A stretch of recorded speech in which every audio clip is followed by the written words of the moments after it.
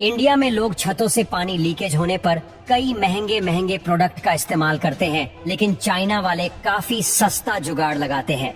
चीन में कुछ इस तरह के पॉलीथीन का इस्तेमाल किया जाता है जो बिल्कुल ही किसी टेप की तरह होती है, जिसे कुछ इस तरह से निकालकर घर की रूफ और छतों में लगा दिया जाता है, जिस कारण रूफ पर एक प्लास्टिक की लेयर चढ़ जाती है और पानी भी बिल्कुल लीकेज नहीं होता और ये आसानी से निकलता भी नहीं, क्योंकि इसका ग्लू बहुत ज्यादा टाइट होता है और ये काफी सस्ता भी होता है। जहाँ पूरी दुनिया में संतरे के पेड़ों पर एक टहनी पर 2-3 ही संतरे मिलते हैं, वही चाइना में संतरे की इस तरह की हाइब्रिड खेती की जाती है।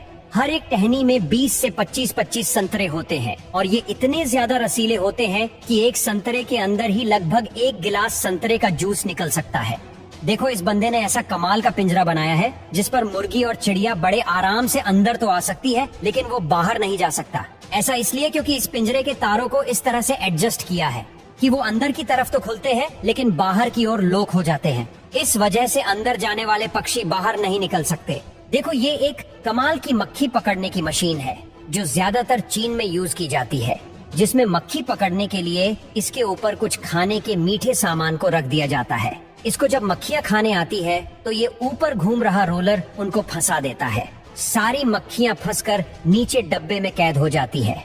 आखिर क्यों हाई वोल्टेज करंट वाले रूम में वहाँ के वर्कर्स इस तरह से टॉर्च लेकर घूम रहे हैं? इसके पीछे का कारण आपको भी चौंका देगा। दरअसल हाई वोल्टेज करंट वाले रूम में इस तरह की चेकिंग रोज करनी बहुत ज्यादा जरूरी है, क्योंकि जब हाई वोल्टेज करंट लीकेज होता है तो हवा में आयरन डिस्चार्ज जनरेट करता है, जिस कारण जैसे ही आग उसके कांटेक्ट में आती है तो वो उसको इफेक्ट करता है और उसका डायरेक्शन चेंज कर देता है, जिससे मैकेनिक को पता चल जाता है, जिसके बाद वो उसे आराम से ठीक कर सकते हैं।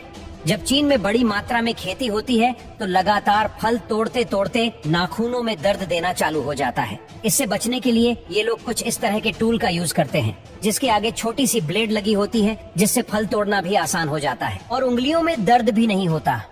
विदेशों में जब बकरी पालन की जाती है तो वहाँ पर कुछ इस तरह के रोलर मशीन लगाए जाते हैं, ताकि अगर बकरियों को खुजली लगे तो वो इस पर आकर अपनी खुजली दूर कर सके।